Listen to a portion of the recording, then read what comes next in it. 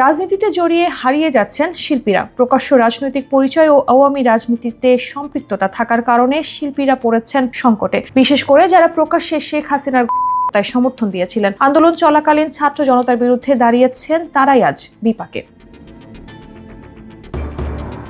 সংশ্লিষ্টরা বলছেন, বাংলাদেশের রাজনীতি হচ্ছে ক্ষমতার রাজনীতি, জনকল্যাণের রাজনীতি খুব কমই হয়েছে।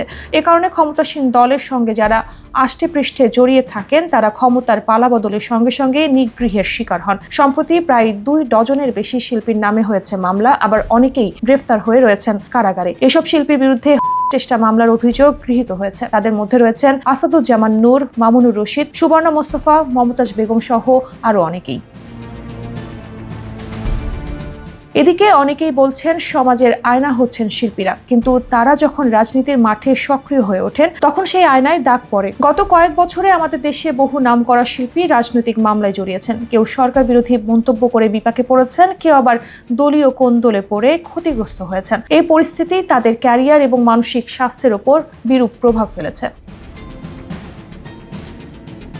বাংলাদেশের রাজনীতির প্রেক্ষাপট বিবেচনা করে শিল্পীদের রাজনীতিতে জড়িয়ে যাওয়া উচিত নয় বলে মন্তব্য করেছেন নেটিজেনদের অনেকে।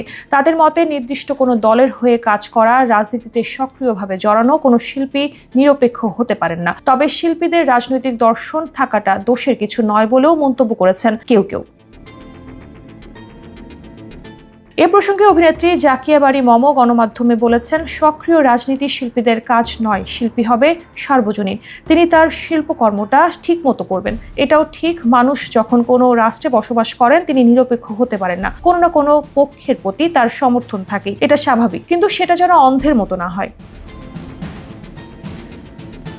এদিকে রাজনৈতিক কারণ ছাড়াও অনেক শিল্পী ব্যক্তিগত ইস্যু ঘিরেও মামলা মোকদ্দমায় জড়িয়েছেন, যা কমিয়ে দিচ্ছে কাজের গতি। ছিটকে পড়েছেন মিডিয়া থেকে। এভাবেই রাজনৈতিক চাপ, সামাজিক হয়রানি এবং ব্যক্তিগত দুর্ভোগ মিলে মিডিয়া থেকে হারিয়ে যাচ্ছেন অনেক প্রতিভাবান শিল্পী। তাতে করে নাটক কিংবা সিনেমায় এখন দেখা যাচ্ছে শিল্পী সংকট। এভাবে চলতে থাকলে দেশীয় সাংস্কৃতিক অঙ্গন তারকাশূন্য হয়ে পড়বে। তাই শিল্পীদের শিল্পকর্মেই বেশি মনোনিবেশ করাটাও জরুরি বলে মনে করছেন সংশ্লিষ্টরা।